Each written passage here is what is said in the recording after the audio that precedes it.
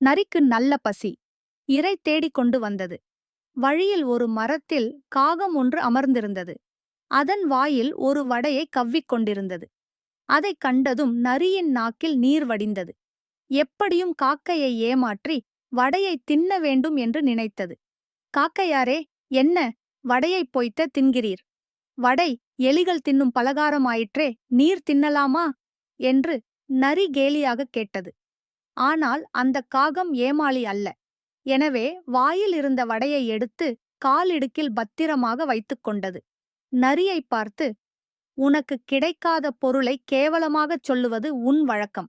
வாய்க்கு எட்டாத திராட்சையைப் பார்த்து, சீச்சி, இந்தப் பழம் புளிக்கும் என்று குறை சொன்ன ஆள்தானே நீ என்றது காகம். இதைக் கேட்டதும் நரி அலட்சியமாகச் சிரித்தது. உனக்குத் தெரிந்தது அவ்வளவுதான்.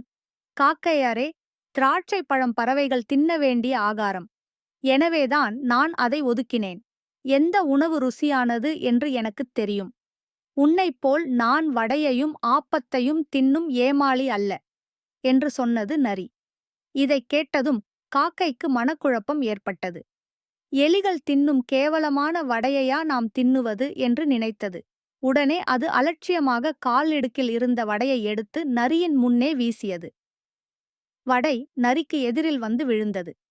நரிக்கு சந்தோஷம் தாங்க முடியவில்லை. வடையை எடுக்க ஓடியது. நரி தன்னை ஏமாற்றிவிட்டதை அப்போதுதான் காகம் புரிந்து கொண்டது. உடனே காக்கை யோசித்தது. பிறகு கா கா என்று கத்தியது. நரி திடுக்கிட்டு மேலே பார்த்தது. இதோ, இந்த நரிதான் உன் வீட்டிலிருந்த வடையை திருடிக் கொண்டு வந்தது.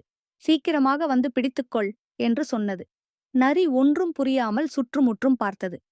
காக்கையாரே, யார் வருவது என்று பயத்துடன் கேட்டது. காக்கை சிரித்துக்கொண்டே சொன்னது. வடையை திருடு கொடுத்த வீட்டுக்காரன் துப்பாக்கியோடு வருகிறான். உன்னைச் சுடுவதற்கு குறி பார்க்கிறான். அவ்வளவுதான். நரி கீழே கிடக்கும் வடையை திரும்பிக் கூட பார்க்காமல் தப்பித்தோம், பிழைத்தோம் என்று ஓடத் தொடங்கியது.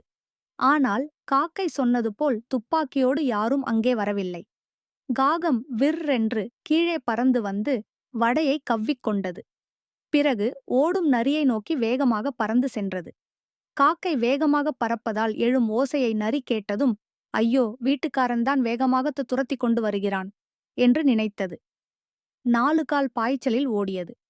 நரியைக் கடந்து எதிரே உள்ள மரத்தில் அமர்ந்த காக்கை, நரியாரே, உன்னைத் துரத்திக் கொண்டு யாரும் வரவில்லை.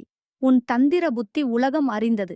ஆனால் இன்று என் கெட்டிக்காரத்தனத்தை நீயே புரிந்து கொண்டு விட்டாய் அல்லவா என்று காகம் கேட்டது.